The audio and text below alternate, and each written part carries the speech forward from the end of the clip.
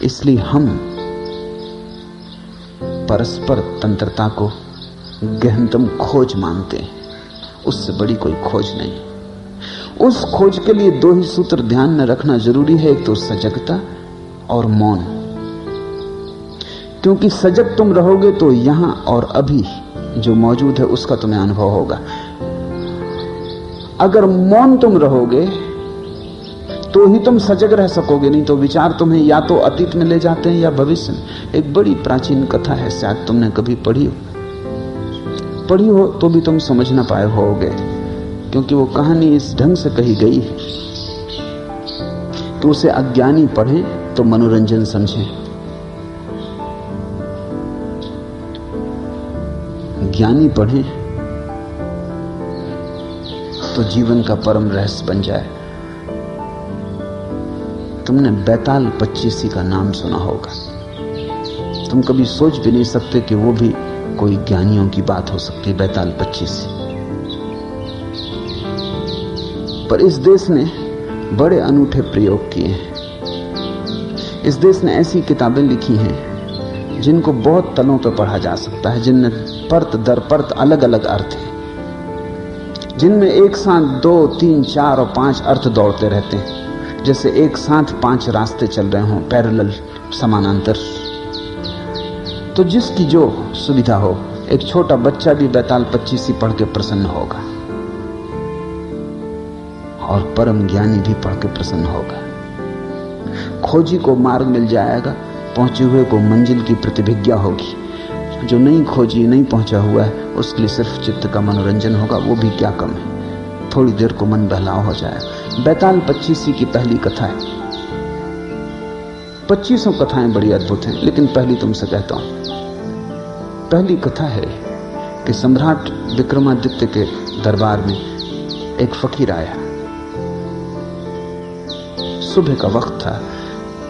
रिवाज के अनुसार लोग सम्राट को भेंट चढ़ाने सुबह सुबह आते थे। उस फकीर ने भी एक जंगली सा दिखाई पड़ने वाला फल सम्राट को भेंट किया। सम्राट थोड़ा मुस्कुराया भी। इस फल को भेंट करने के लिए इतनी दूर आने की जरूरत भी क्या थी, लेकिन फकीर है, फकीर के पास कुछ और हो भी नहीं सकता, तो उसने स्वीकार कर लिया। पास में बैठे वजीर को वो देता जाता था जो भी भेंट आती थी, उसने उसे दे दिया। ये क्रम 10 वर्षों तक चला। वो फकीर रोज सुबह आता और रोज वही उसी तरह का फिर एक जंगली फल ले आता। 10 वर्ष, और रोज सम्राट वजीर को फल दे देता। न तो उसने कभी पूछा, क्योंकि सैकड़ों सुबह भेंट लेने वाले देने वाले लोग थे, फुर्सत भी ना थी, समय भी ना था, और इस फकीर से पूछने जैसा भी कुछ नहीं लगा। पर एक दिन पास ही सम्राट का पाला हुआ बंदर भी बैठा हुआ था, और सम्राट ने वजीर को फल न देके बंदर को दे दिया। बंदर ने फल खाया और उसके मुंह से एक बहुत बड़ा हीरा जो फल में छिपा था नीचे गिर गया। सम्राट तो चौंका, इतना बड़ा हीरा तो उसने देखा भी नहीं था। वजीर से कहा कि बाकी फल कहां है? वजीर ने ये सोचा था कि जंगली फल है, पर फिर भी उसने सोचा कि सम्राटों के पास संभल के रहना पड़ता, तो एक तलघरे में वो फेंकता जाता था कि फलों का करोगे क्या, जंगली थे, खाने योग्य भी नहीं लगते थे, स्वाद भी ठीक नहीं था। तलघरा खोला गया, भयंकर बदबू से भरा था, क्योंकि सारे फल सड़ गए थे, लेकिन उन सड़े हुए फलों के बीच हीरे चमक रहे थे। ऐसे हीरे कभी सम्राट ने देखे नहीं थे।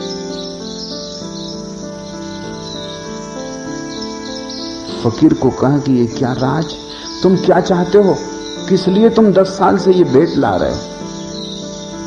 और मैं कैसा अज्ञानी कि मैंने कभी देखा भी नहीं, मैंने समझा जंगली फल है। उस फकीर ने कहा, होश ना हो तो जिंदगी ऐसे ही चूक जाती है। दूसरी समानांतर अर्थ की धारा शुरू होती। उस फकीर ने कहा, रोज ही जिंदगी लाती है, लेकिन जंगली फल समझ के तुम फेंकते चले जाते। और हर फल के भीतर हीरा छिपा है जैसा तुमने कभी देखा नहीं। खैर, जो हुआ हुआ। अब पीछे की तरफ मत जाओ, अन्यथा फिर तुम चूक जाओगे। और आगे की तरफ भी मत दौड़ो, क्योंकि मैं देखता हूं सपने दौड़ रहे हैं, क्योंकि इतने हीरे दुनिया के तुम सबसे बड़े सम्राट हो गए। आगे भी मत जाओ, पीछे भी मत जाओ। मैं कुछ और तुमसे कहना चाहता हूं, वो सुन लो। सम्राट सजग होकर बैठा, ये आदमी कोई साधारण नहीं। अब तक समझे कि फकीर है। जिंदगी साधारण नहीं है, और जिंदगी ने तुम्हें जो दिया है वो बिल्कुल असाधारण, लेकिन तुम्हें होश नहीं। तुम हंसोगे कि 10 साल तक ये आदमी क्यों बेहोश रहा। तुम कई जन्मों से हो। राजा वीर विक्रमादित्य तुम भी हो। हजारों साल से तुम ऐसे ही बैठे हो और जिंदगी रोज फल दिए जा रही। हर पल छिपा हुआ जीवन का हीरा तुम्हारे पास आता। अब ये कोई साधारण आदमी ना था। राजा संभल के बैठ गया। उसने कहा कि कहो, तुम्हारी एक एक बात सुनने जैसी। उसने कहा कि मैं 10 वर्ष से आ रहा हूं इसी प्रतीक्षा में कि किसी दिन तुम जागोगे, क्योंकि मैं एक ऐसा आदमी चाहता हूं जो वीर हो, वो तुम हो। इसलिए विक्रमादित्य का नाम है वीर विक्रमादित्य। सिर्फ 2 आदमियों को भारत ने वीर कहा, एक महावीर को, एक विक्रमादित्य को।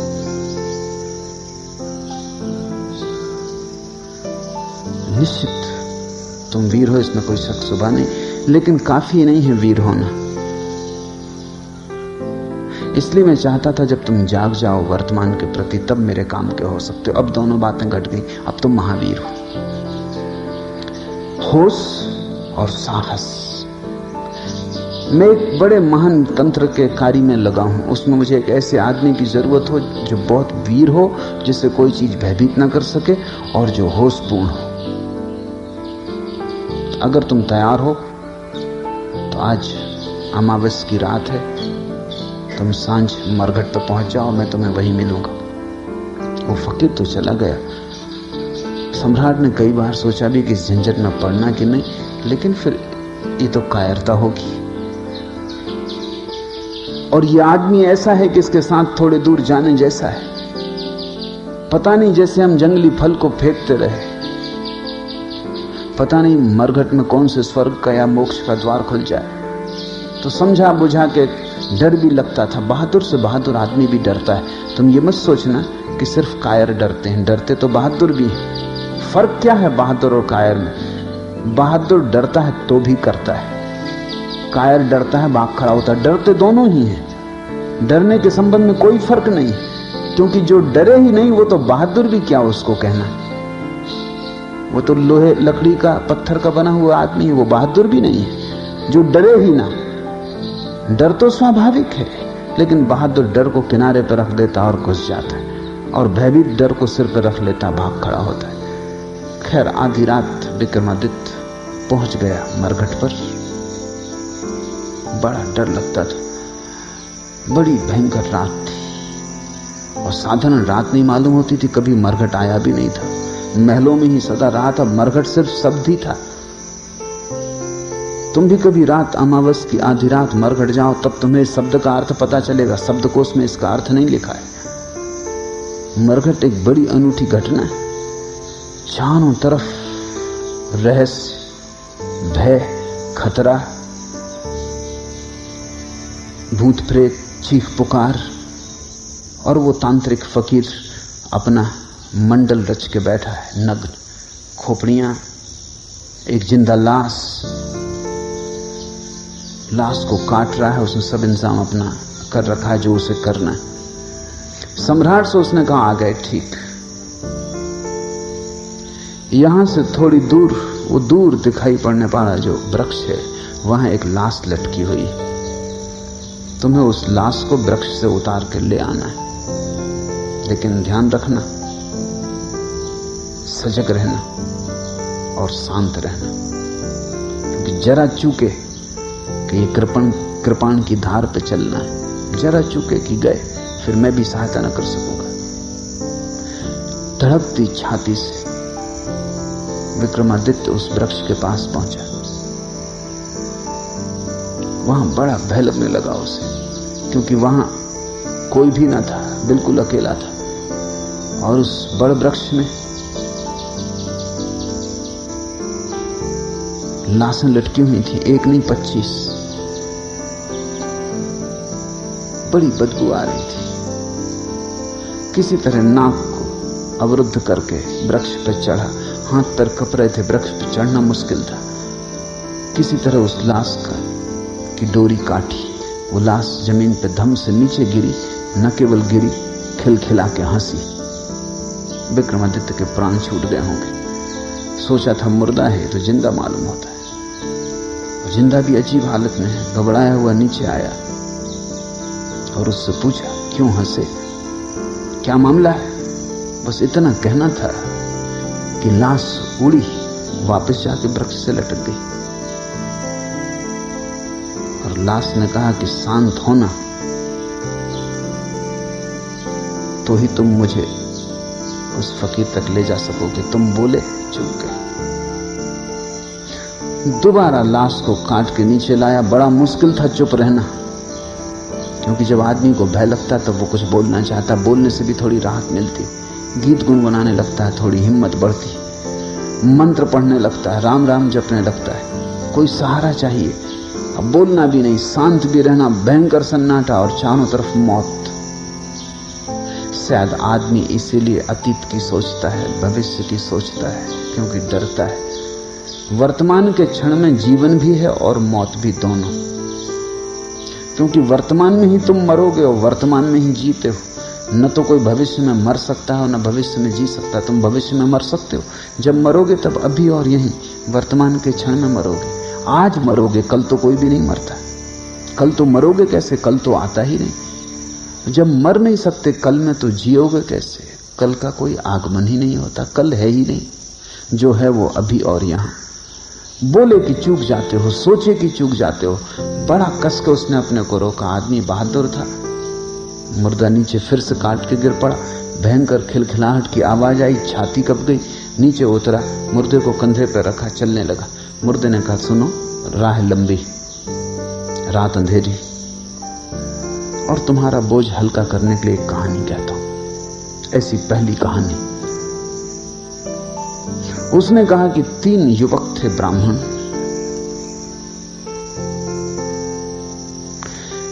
ये विक्रमादित्य सुनना भी नहीं चाहता था, पढ़ना भी नहीं चाहता था चक्कर में।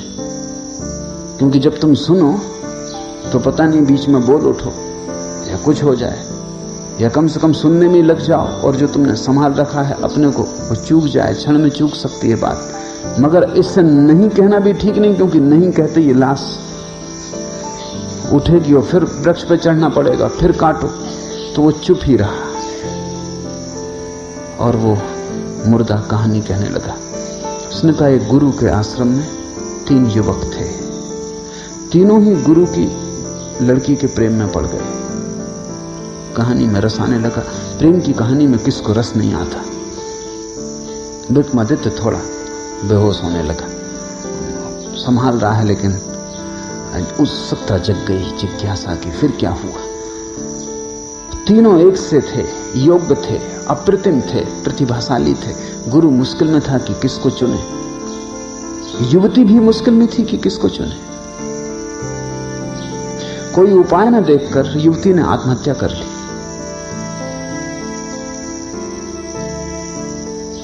कोई रास्ता ही ना मिला और ये 3 के बीच वो बड़े द्वंद में घिर गई। और तीनों चुनने योग्य थे और मुश्किल था किसको छोड़े।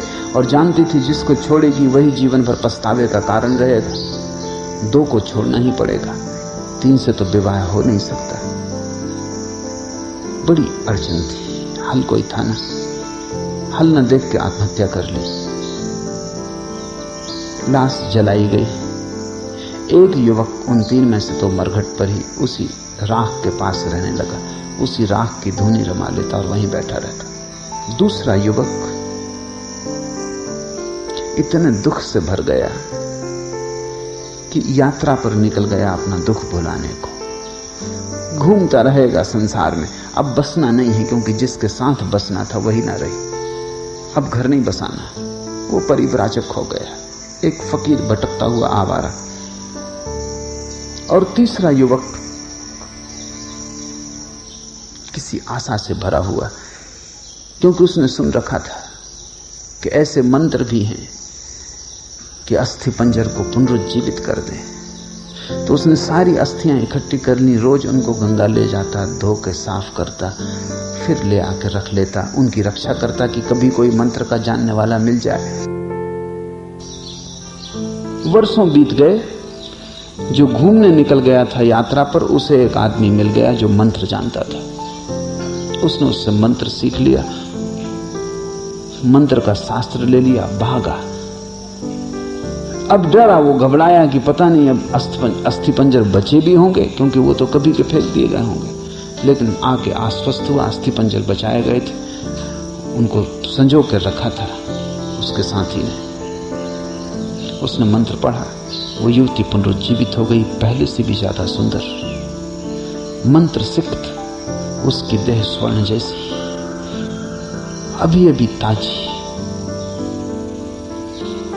जैसे कमल का फूल अभी अभी खिला हो। फिर कलह शुरू हो गई, क्या वो किसकी? अब तक सम्राट भी भूल चुका था कि वो क्या कर रहा है, और ये सुनने में लग गया था जैसा तुम सुनने में लग गए।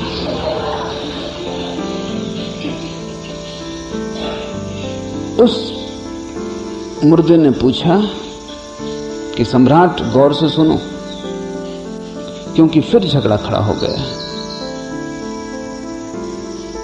अब सवाल है कि इन तीन में से युवती किसकी? तुम्हारा क्या ख्याल है? और अगर तुम्हारे भीतर उत्तर आ जाए, और तुमने अगर उत्तर न दिया तो तुम इसी क्षण मर जाओगे। हाँ, उत्तर ना आए कोई हर्जा नहीं, बड़ा मुश्किल है उत्तर का ना आना। आदमी का इतना बस थोड़ी है अपने मन पर। कोई बुद्ध पुरुष हो तो ना आए, ठीक है, सुन लिया प्रश्न, उत्तर ना आया, कोई हर्जा नहीं। विक्रमादित्य बड़ी मुश्किल में पड़ा, उत्तर तो आ रहा है। बुद्धिमान आदमी था, तर्कनिष्ठ था, समझदार था, शास्त्र पढ़े थे, तर्क साफ था। अब वो बड़ी मुश्किल में पड़ गया। उसने कहा कि बोल, अगर उत्तर आ रहा है तो बोल, अन्यथा इसी वक्त मर जाए। तो उसने कहा उत्तर तो आ रहा है, इसलिए बोलना ही पड़ेगा। उत्तर में से ये आ रहा है कि जिसने मंत्र पढ़ के युवती को जगाया वो तो पिता तुल्य है, उसने जन्म दिया, इसलिए वो विवाह नहीं कर सकता, वो तो कट गया। जिसने अस्थियां संभाली और रोज गंगा में स्नान कराया वो पुत्र तुल्य है, कर्तव्य है, सेवा, उससे शादी नहीं हो सकती। प्रेमी तो वही है जो धूनी रमाए, राख लपेटे, भूखा प्यासा मरघट पी बैठा रहा, न कहीं गया न कहीं आया। विवाह तो उसी से। लाश छूटी, जाके वृक्ष से फिर लटक गई, क्योंकि ये आदमी बोल गया। ऐसी 25 कहानियां चलती।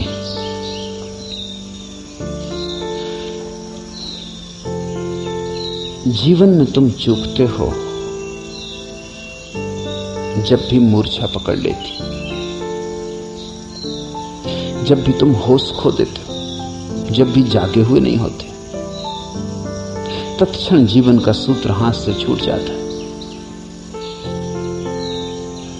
जब भी तुम जरा से अशांत हो जाते हो, विचार की तरंगें चल जाती, तभी जीवन का सूत्र हाथ से छूट जाता है।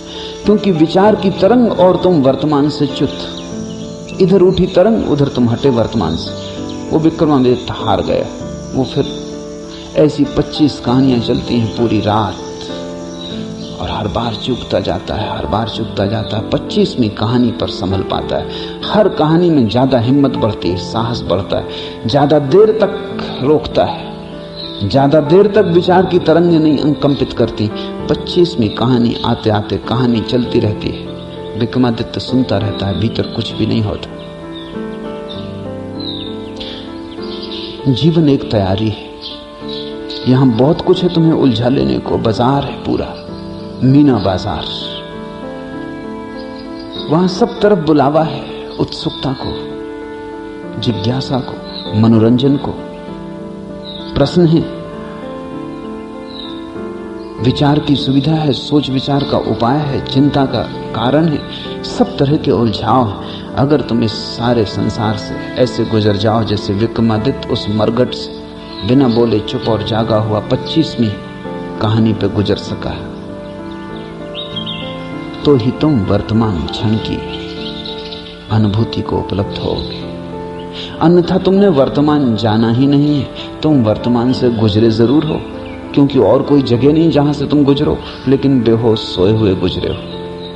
या तो अतीत में खोए हुए गुजरे हो या भविष्य में डूबे हुए गुजरे हो। वर्तमान से तुम्हारा कभी तालमेल नहीं बैठा, वर्तमान से संगीत नहीं छिड़ा, वर्तमान के साथ स्वर नहीं मिले।